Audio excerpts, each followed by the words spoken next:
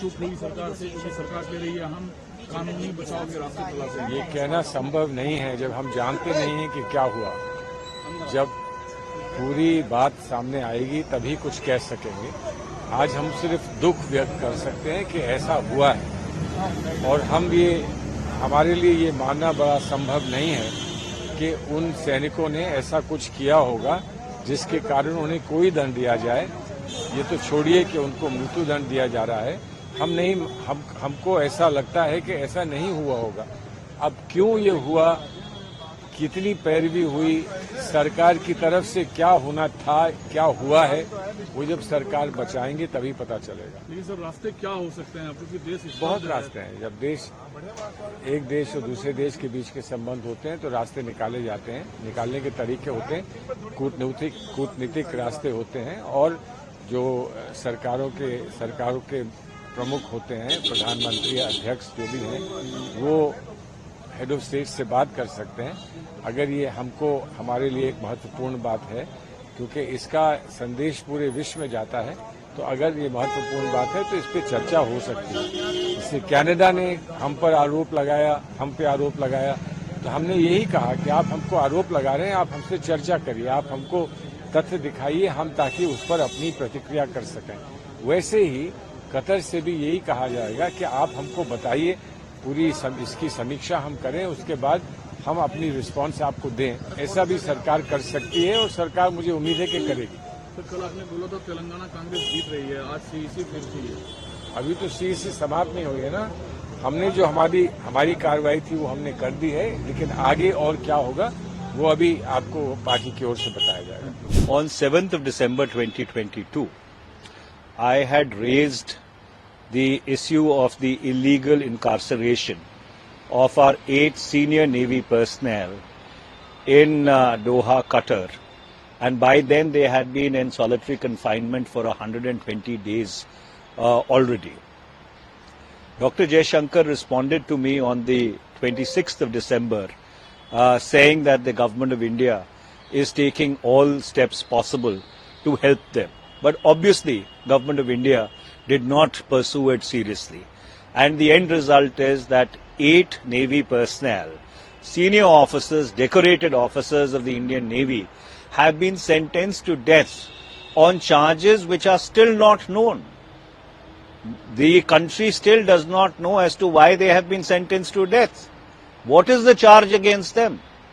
In fact, I had categorically asked in the Lok Sabha for the government to take the House into confidence. What are the charges against these 8 people? What are they accused of? Why were they illegally picked up from their homes? Why was the trial, if at all there was a trial, conducted in absolute secrecy?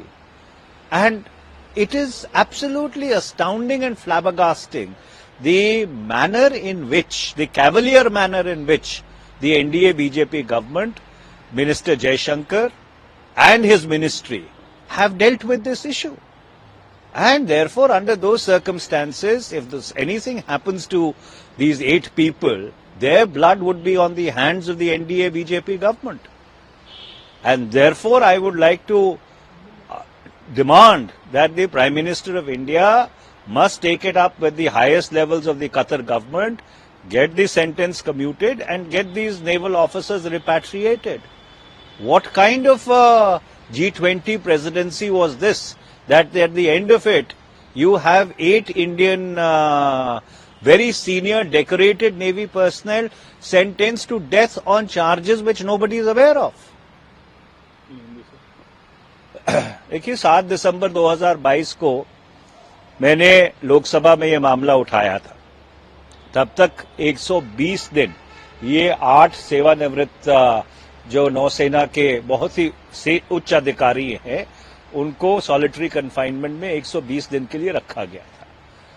मेरे उस 0R के intervention का जवाब doctor Jaishankar ने एक खत के माध्यम से दिया 26 दिसंबर को, जिसमें उन्होंने ब्यौरा दिया कि भारत सरकार क्या कर रही है इनको मदद पहुंचाने के लिए। पर एक बात बिल्कुल साफ हो गई कि भारत सरकार कुछ भी नहीं कर रही थी, क्योंकि अगर भारत सरकार कुछ कर रही होती तो 9 महीने के बाद उनको या 10 महीने के बाद मौत की सजा थोड़ी सुनाई जाती।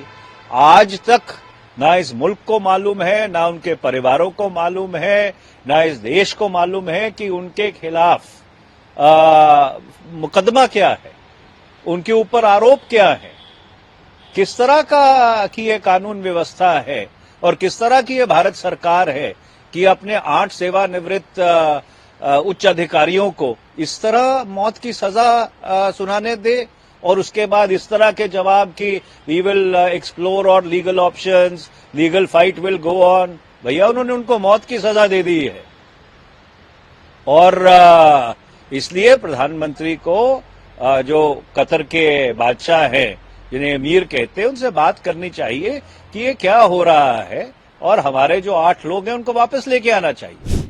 ये फांसी की सजा उन 8-9 सैनिकों को नहीं सुनाई गई है, पूर्व 9 सैनिकों को। ये फांसी की सजा हमारी सरकार की असफलता।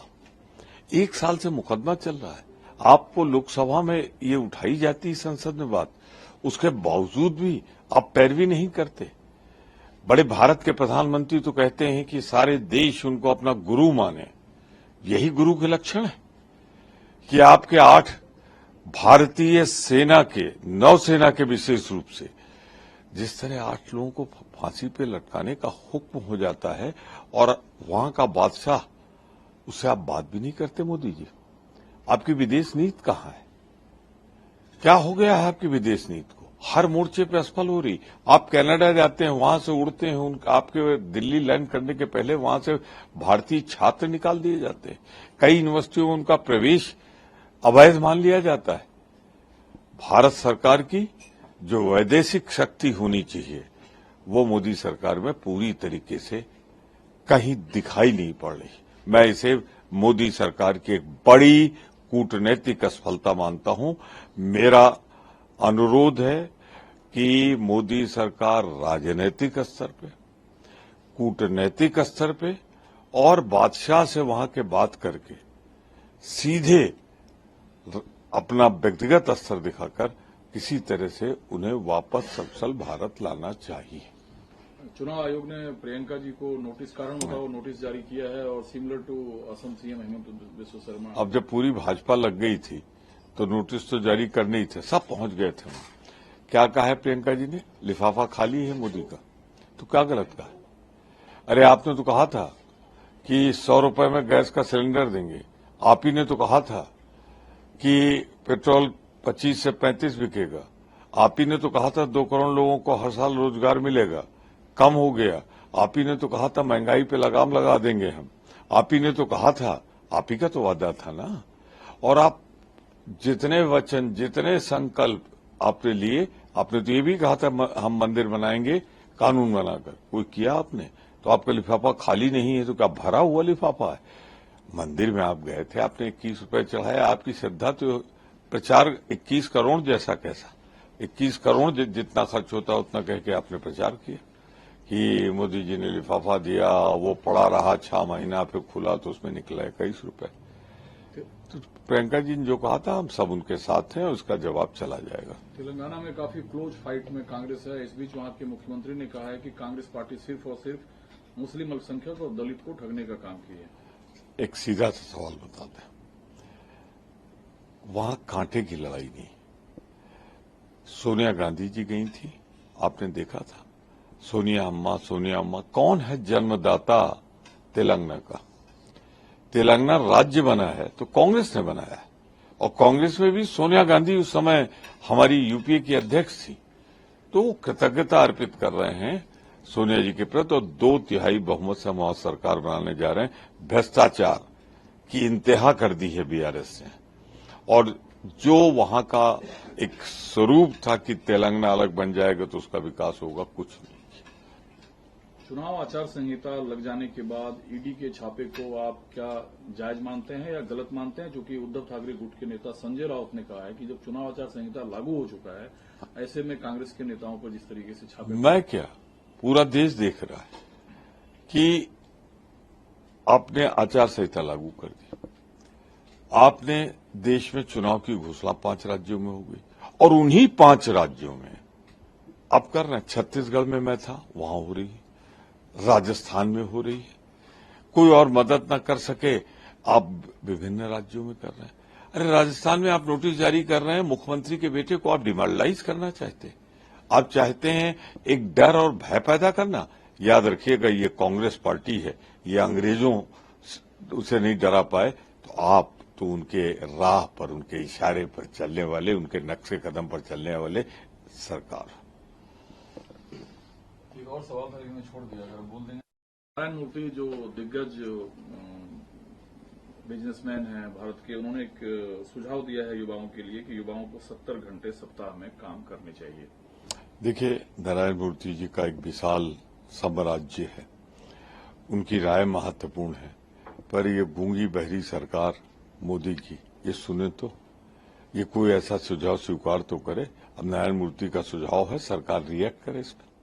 But also as ex-servicemen, that they are brought to justice back home to India, and we need to know what really led the Qatari government take them towards the death penalty, announce the death penalty. So I'm hoping that this issue would be prioritized, and the Ministry of External Affairs would ensure their safe return.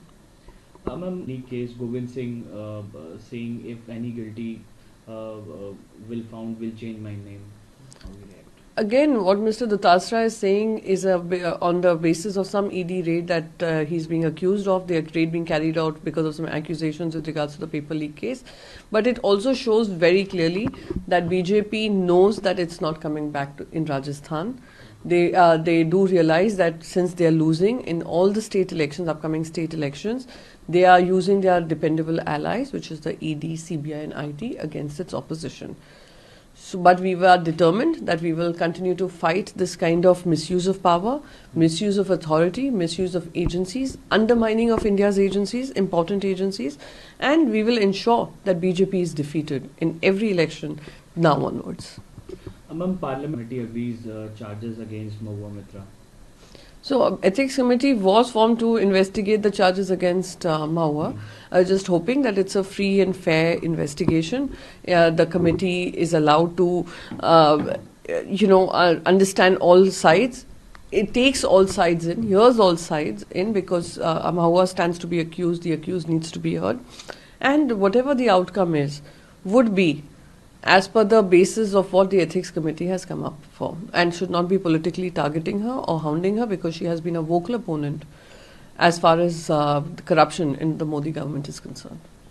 Ma'am, I know a senior leader who was Agriculture Minister of India, and what he has done for farmers.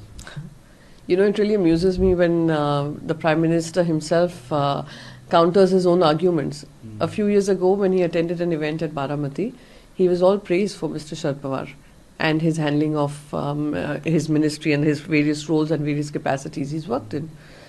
And now, 2 years down the line, he is criticizing the same person. It's similar, and it's a reminder of how Prime Minister indulges in doublespeak. When 48 hours prior to Ajit Pawar joining the government, the illegal government in Maharashtra, he was called the most corrupt man. His party was called the naturally corrupt party, and he was accused of corruption worth 70,000 crores. And today the man is sitting next to them as an alliance partner, and there's total radio silence from the Prime Minister of India. So if there is any corrupt party in the country, it is the BJP, because it whitewashes the sins of those who are corrupt and includes them in its own party. So again, it is amusing that the Prime Minister indulges in such doublespeak, because record of what he spoke earlier and what he's speaking now clearly show that it's a mask that he has put on and which he uses as per his convenience. Ma'am, there is no difference between India and Bharat, and some frustrated people are creating this controversy. I think Education Minister has given a very strong message to his own parliamentary colleagues, his own ministry colleagues who have been indulging in India versus Bharat. The NCRT board members who are suggesting that replace the name of India to Bharat. While we in the opposition have been saying that our own constitution says India, that is Bharat. I know my country India, as Bharat, as Hindustan, and I can interchange it and use it. What this government is doing, right, starting from the Prime Minister to various other junior ministers and party leaders, are making it India versus Bharat. And I think that is doing a huge disservice to my nation, to its civilizational history, to its long-fought pride, and to how we perceive our nation to be. CM over Akbar remarks. The comments that Mr. Biswa Sarma keeps giving are very unfortunate. It comes out of a sense of frustration. The divisive words that he uses, the language that he speaks, does not suit the chair that he holds, creating hate in the minds of the people. It comes from a space of insecurity, I can only say that. And that insecurity comes when your own foundation is weak, when your own ideas, what you belong to and what your thought process is weak and you are insecure. It may be a way of trying to cement his standing in the Bharatiya Janata Party, because the louder you are, the more hateful you are, you climb up the ladder of success faster in the BJP. Maybe he's trying to please his masters, but what he's doing is unethical, goes against the guidelines of the Election Commission, and I'm hoping that the Election Commission of India will just not leave it at a show cause notice and will take this to a conclusion, a final conclusion, where some accountability for the language a chief minister uses is put to account. Ma'am, Nyay Murthy youngsters. While I respect his personal opinion, he is a successful industrialist. His contribution to our nation and to its economy has been phenomenal, and his contribution to various other, ideas of what India is seen as globally, he's had a massive role to play. But for me, it is more about the quality of work, the quality of outcomes, as compared to the quantity of hours put in.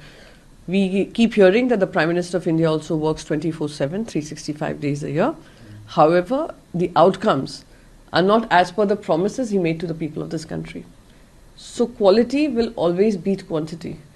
And 70 hours a day, even in our Hindu dharma, it speaks about 4 stages of a human life, where family life is equally important for a man. And it's his duty. And if you do not manage that work-life balance, I think you're doing huge disservice to even what your dharma preaches you. So this is my feeling. He has expressed his. He's a successful industrialist. I wouldn't want to say anything about it. But my idea is very different from what he's expressed. तो अभी दिखाए ना आपका बड़प्पन, बात करिए वहाँ, हमारे लोग हैं वहाँ। मैं भगवान से प्रार्थना करती हूँ कि कोई रास्ता निकले, इसमें मैं राजनीति नहीं करना चाह रही हूँ, क्योंकि उनके जान खतरे में है। और हम सब प्रार्थना करते हैं कि ये लोग हमारे लोग हमारे वतन पे वापस आए जिंदा, और हम कोशिश कर रहे हैं। और मैं पूरा ताकत से मैं कह सकती हूँ कि ये तालमेल बातचीत करके इनको लाने की जिम्मेदारी हम पे है। 5वें स्टेट के लिए क्या प्रेडिक्शन आपका है पर्सनली? अरे दोनों हाथ में लड्डू फूट रहे हैं, चलिए।